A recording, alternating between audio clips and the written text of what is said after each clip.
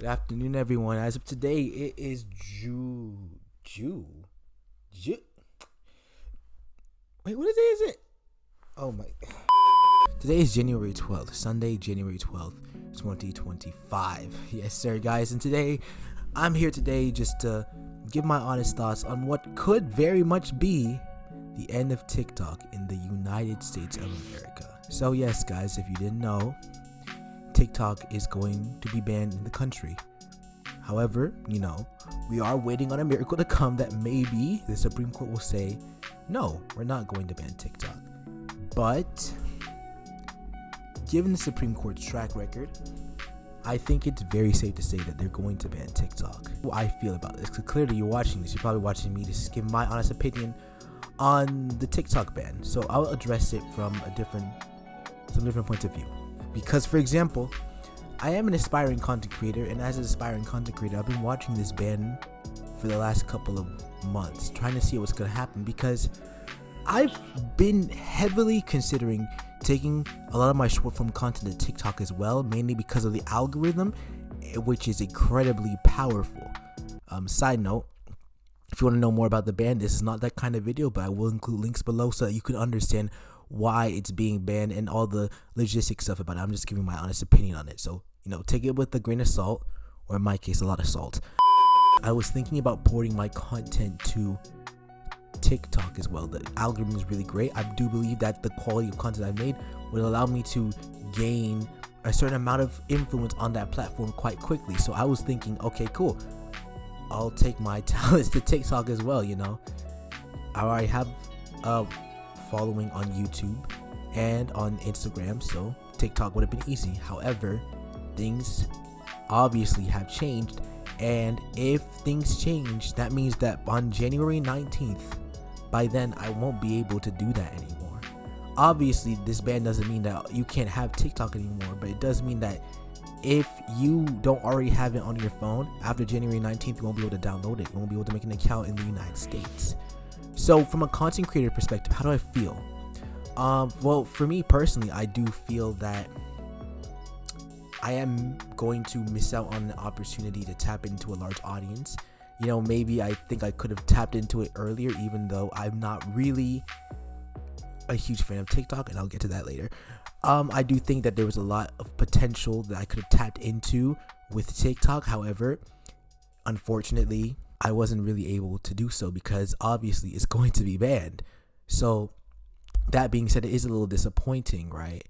And then not even to mention the fact that there are a lot of people on TikTok, a lot of people who have made their livelihoods on TikTok, who have quite literally been able to generate business streams. Like we see, for example, the Keith Lee effect, right? Keith Lee has such a huge match. Keith Lee, for example, has a huge social media following, and he was able to leverage that to help a lot of small businesses, a lot of small struggling restaurants who otherwise wouldn't be able to get the support they need. And if TikTok goes, that means, people like Keith Lee, or even people like sex savvy kids who want to bring attention to their parents' small businesses, they're gonna have to flock to other platforms to do that, right? So when I think of the TikTok ban, I see it from a content creator perspective, where it's just a lot of opportunities for content creation are going to suddenly just vanish now that TikTok will not be supported in the country once again, unless the Supreme Court decides to shock the world and not ban TikTok in the US of A. Hey guys, so just a little update from the editor's perspective. The Supreme Court decided to unanimously, I kid you not, unanimously, which means 1, 2, 3, 4, 5, 6, 7, 8. Every Supreme Court justice voted to ban TikTok. Yo, that's kind of crazy when you think about it, really.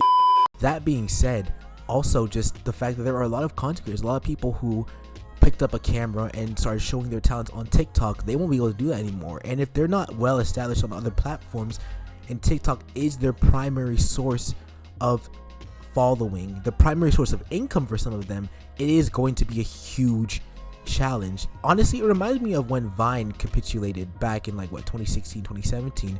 I remember that a lot of our favorite Viners started coming to YouTube, like the Paul brothers, Liza Koshy, Cody Ko, even though we don't really talk about Cody Ko, David Dobrik, Chaz Smith, like people like that.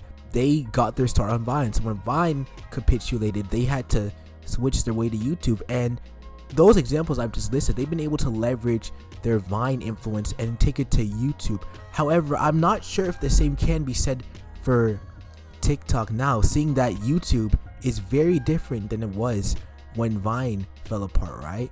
Granted, YouTube, I would say, in my opinion, from what I've been doing for the last couple of years and seeing the trends, I would say it's easier and harder to blow up on YouTube now than it is.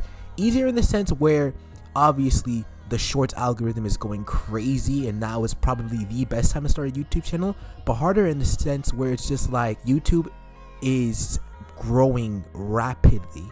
YouTube is oversaturated with content. If you're trying to make it in YouTube, if you're just starting out, right, it's easier but at the same time harder. And if you're trying to like really make it big on YouTube, it's gonna take a lot, right? So when I relate this to TikTok, yes, it's gonna be easier for you if you already have a dedicated following on TikTok, but the same struggles that TikTokers faced, the same struggles that someone who's just starting out on social media is facing, is the same struggle that TikTokers are gonna face. Because the fact is, yes, you might be big on TikTok, but being big on TikTok isn't the same as being big on YouTube, right? So I personally believe that translating TikTok success to YouTube success is going to be a lot harder than it was to translate Vine success to YouTube success, just because of how rapidly different YouTube is now. So for my fellow content creators out there who are on TikTok and who are maining TikTok, and they're gonna have to log in on YouTube now, unless they're like the top of the top, like I'm talking like a Charlie D'Amelio or a Kaby Lame, it's gonna be very difficult. So I would just say, from a content creator perspective, I definitely do share concerns for a lot of creators on TikTok. I'm sure they know what they're doing, but still, it's gonna be very different. But from a perspective of someone who is a consumer and not a producer of content, I've always had a very interesting relationship with TikTok. I'm gonna be completely honest. I gotta restate this every time I make a video nowadays, because the way I look, it looks like I'm some 30-year-old father of 3, you know, but for the umpteenth time, I'm 19 years old, okay? So I'm old enough to remember when Musical.ly became TikTok.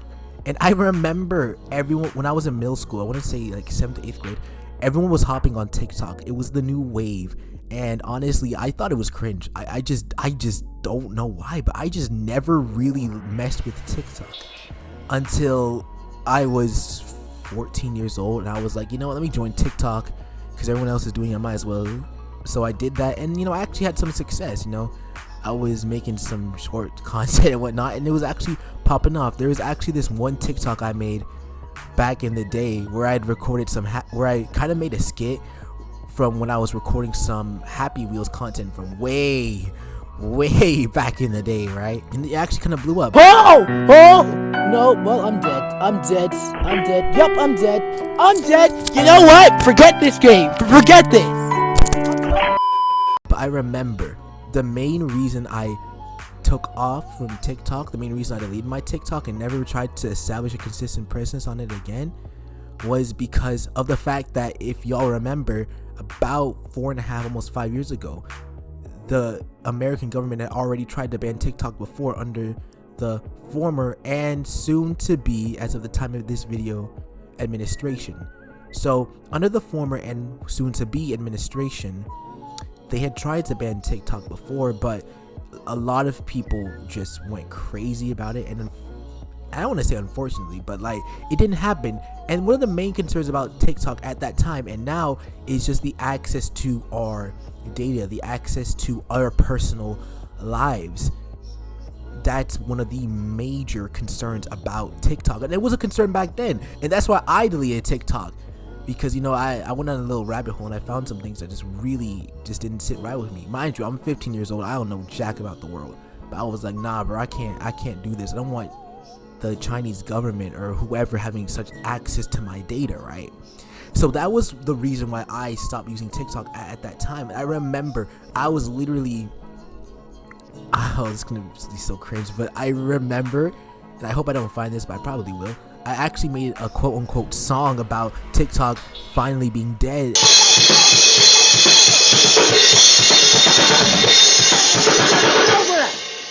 No more cringe. But the point is, I remember a time when this was a concern before. And even though now obviously I've grown and I know that just about every social media has access to your personal data, whether you like it or not.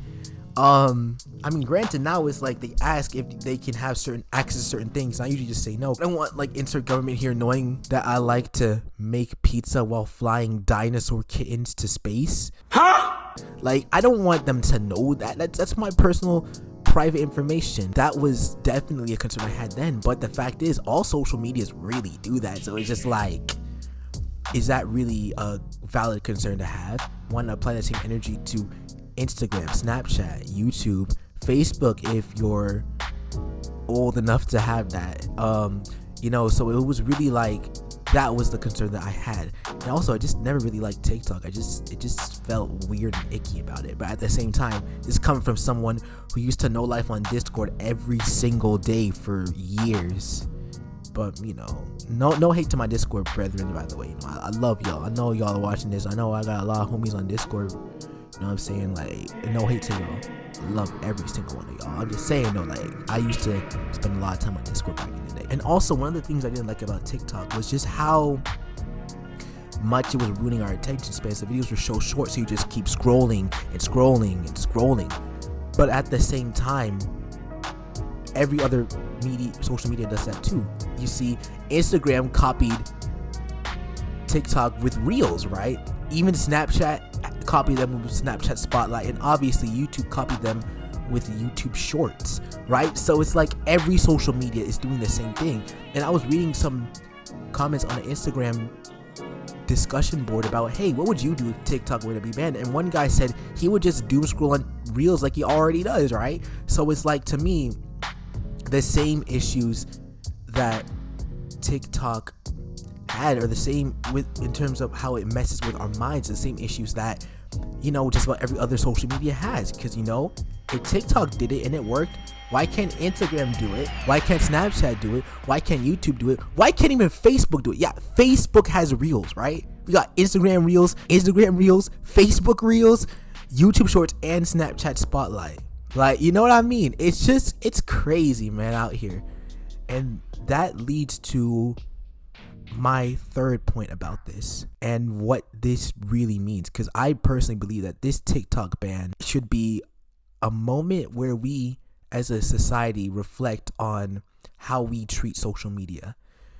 And what I mean is that social media is a very, very interesting place right now. It's been in a very interesting place for a long time. There's a good on social media, there's bad on social media, there's ugly on social media, and there's just a downright brain rot on social media. I made a video about brain rot content before, and I've alluded to the good, bad, and ugly as part of social media, but I think that this time is a moment of reflection to see what our relationship is to social media, what our relationship is to our screens, and how we can have a healthy relationship to it. You know, and I'll be the first to say that, hey man, my screen time has been cooked lately. I'm trying to work on that, okay? Like, I just checked my screen time. It's like, what, 10 hours and 19 minutes, bro? Like, bro? Like, what is bro doing? Like, why is he doing that? Why am I talking like this?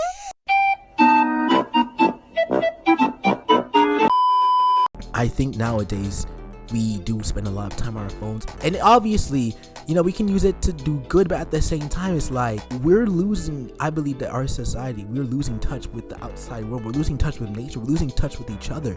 I saw an Instagram reel literally yesterday about how nowadays comment sections are so toxic. People are just being jerks to each other in comment section. Like, you know, it's the age-old joke about Instagram reels comment sections and how they're just out of pocket, right? And we see that spreading to all the corners of the internet. It's like everything is becoming so toxic, and I personally believe that we are using social media and our encounters with social media, the content that's being pushed out to the masses, what's being pushed out to the youngers of us, is becoming very toxic, and we're starting to develop very unhealthy relationships to social media. And honestly, I think we can use this time to analyze and to step back and to say, how do we use our social media for good? How do we make sure that our social media doesn't cloud our judgment? How do we make sure it doesn't ruin our perception of ourselves? Because obviously, as I've spoken on before, it can ruin our perception of ourselves. It can ruin our perception of others, right? How do we have a healthy relationship with social media? And one of the first things I would always just say is just touch grass more often. I know some of y'all just clicked on right there and there, bro, but touch grass more often. Interact with people more often, Sometimes just turn off your phone. It's not easy in our world where we're so dependent on our technology, but if we want to maintain a healthy relationship to social media, to appreciate the good of social media while not letting it consume us, sometimes we just have to unplug for a while. Sometimes you just have to, put your phone in another room. Just probably turn off your phone on social gatherings and actually talk to people. I know it's hard nowadays, but actually talk to people. It's things like that really that allow us to foster a healthy sense of community. And I think now more than ever, that's what we need, right? Because look, for me personally, this has definitely caused me to analyze how much time I spend with social media and how I can lower my screen time and how I can be more present in the world around me. Because with social media, it's so easy to distract ourselves from what's going on in the world, because what's going on in the world is pretty sad, it's pretty lame, right? But with social media, we can just distract ourselves. We can just scroll for hours, right? And I have to catch myself sometimes, just asking myself, what am I doing? Because I can be doing so much better things with my time. I can be reading my Bible. I can be praying. I can be cooking. I can be doing so much things with my time. I'm out here social mediating, using social media all the time just to pass the time and to, distract myself from whatever may be going on. But sometimes I think it's like if we do that too much and we allow ourselves to be consumed by the instant gratification that social media has trended towards, we can destroy our minds. We can destroy our relationships with selves. We can destroy our relationships with others. So for me personally, I think now more than ever, we as a society need to make sure that we're not being obsessed with our screens, that we're not obsessed with our screens, that we're not glued to our screens, and that we're able to maintain a healthy balance between social media and the real world. Because I believe it's possible, but in this world that's becoming increasingly disconnected, increasingly self-centered, it's becoming more difficult and more difficult, right? Social media was intended to help us develop a further sense of connection, but isn't it ironic that for many people it's done quite the opposite? We're more disconnected than ever. We're more polarized than ever. More than ever, people are suffering from mental health issues. More than ever, people are being discouraged and being put down and being bullied on social media. And yet social media was initially institutionalized to make sure things like that didn't happen anymore, right? Like I said, that's another video. That's a video for another time. 10 likes. But I do think that we do need to monitor a relationship with social media, because I'm telling you, it could easily just become something that you don't want it to be in your life. So yeah, that's what I think about the TikTok ban. Do I hope it gets banned? I don't want to say yes, but I can't say no. I don't even really know if I want it to be banned or not, but what I can say is just now is the time for you personally and for me personally just to check how I use social media and how I treat it, right? Because social media can be used for good and for bad, and ultimately, even if TikTok is gone, we still got YouTube, Instagram, Snap, Facebook. I'm sure there's just many competitors just waiting at the time to vie for your attention so they can take it from you. But the question I want to leave with you all is, how will you spend your time here? How will you use your valuable time? Because time is something that just you can't refill your time. Once you use your time, that's it, it's done, right? So how will you spend your time now? Will you allow social media to suck you in and just take you away from the real world? Or will you fight and strive to maintain a healthy balance between the real world and social media? That's the question I leave to you. And with that being said, I hope you have a great day. God bless each and every single one of you. Much love. And if you made it this far, I'd appreciate a like and a subscribe and a comment. I mean, you don't really have to, but it'd be pretty cool if you did. And yeah, much love to you all. Bye.